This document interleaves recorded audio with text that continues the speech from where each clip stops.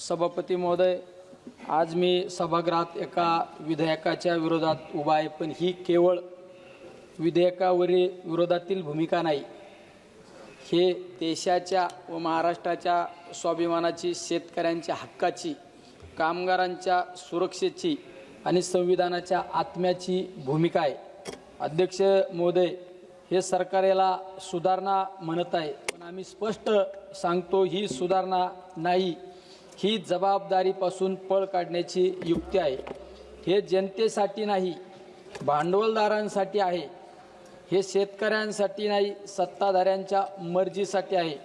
हे कामगारांसाठी नाही, हे मोठ्या उद्योगांच्या फायद्यासाठी आहे. एकतर ही निवड समितीमध्ये राष्ट्रवादी काँग्रेस पार्टी आदरणीय शरदचंद्रजी पवार साहेबांच्या पक्षाचा एकही सदस्य यामध्ये समावेश नाही. अध्यक्ष महोदय, या विधेयकात फौजदारी शिक्षेऐवजी केवळ आर्थिक दंड ठेवण्यात आला आहे. म्हणजे काय? मोठ्या कंपन्या नियम मोडतील, पैसा भरतील आणि मोकळ्या होतील, पण गरीब, लहान उद्योजक, कामगार, कंत्राटी कामगार, कर्मचारी, सामान्य नागरिक यांच्यासाठी तोच नियम म्हणजे संकट आहे. हा फायदा नाही, हा मोकळा परवाना आहे.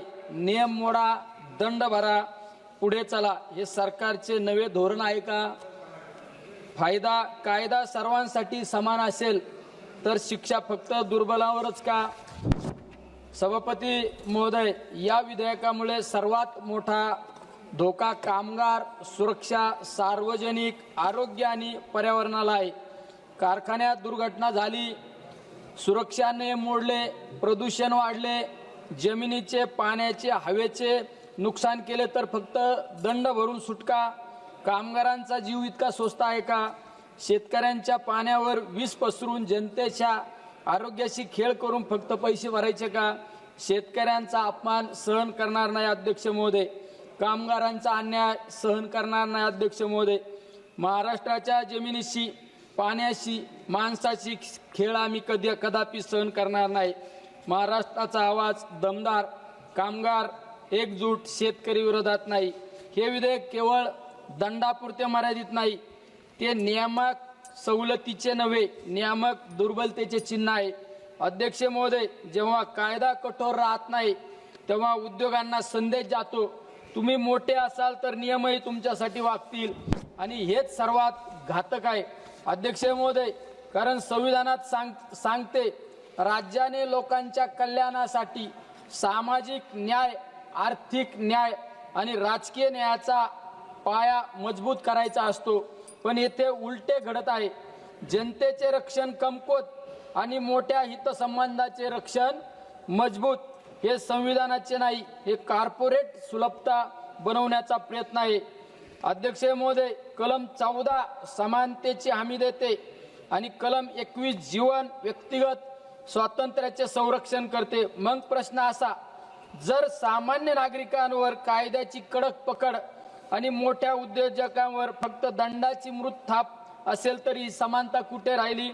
जर कामगारांच्या जीवाची किंमत फक्त दंडात मोजली जात असेल तर जीवनाचा हक्क तरी कुठे राहिला अध्यक्ष महोदय? एक देश, एक कायदा, मग दोन मापदंड कशासाठी? गरिबांसाठी कठोरता आणि श्रीमंतांसाठी सवलत, हे चालणार नाही अध्यक्ष महोदय. दोन मापदंड नको, एक न्याय, एक कायदा अध्यक्ष महोदय पाहिजे. मी सरकारला स्पष्ट सांगू इच्छितो अध्यक्ष महोदय, शेतकरी, कामगार, पर्यावरण, सार्वजनिक आरोग्य आणि स्थानिक स्वराज्य यांच्या हितावर घाव घालून कोणतीही सुधारणा स्वीकारली जाणार नाही. अर्धा मिनिट द्या फक्त. जर खरोखरच सुधारणा करायची असेल तर ती जबाबदारी वाढवून, पारदर्शकता वाढवून आणि जनतेचे संरक्षण मजबूत करून करावी लागेल. म्हणूनच अध्यक्ष महोदय, आमची ठाम मागणी आहे की हे विधेयक तात्काळ संसदीय स्थायी समितीकडे पाठवावे, सखोल चर्चा करावी. शेतकरी संघटना, कामगार संघटना, पर्यावरण तज्ज्ञ, राज्य सरकारे आणि नागरिक सामान्यांचे मते घ्यावीत. अन्यथा या सभागृहात नोंद होईल की सरकारने जनतेच्या हक्कापेक्षा भांडवलाचे हित मोठे मानले. महाराष्ट्र आवाज बुलंद आहे, शेतकऱ्यांचा आवाज बुलंद आहे, कामगारांचा आवाज बुलंद आहे, संविधानाचा आवाज बुलंद आहे. जय शिवराय. रामकृष्ण हरी. तुम्ही आम्हाला बोलण्याची संधी दिली. धन्यवाद. जय हिंद.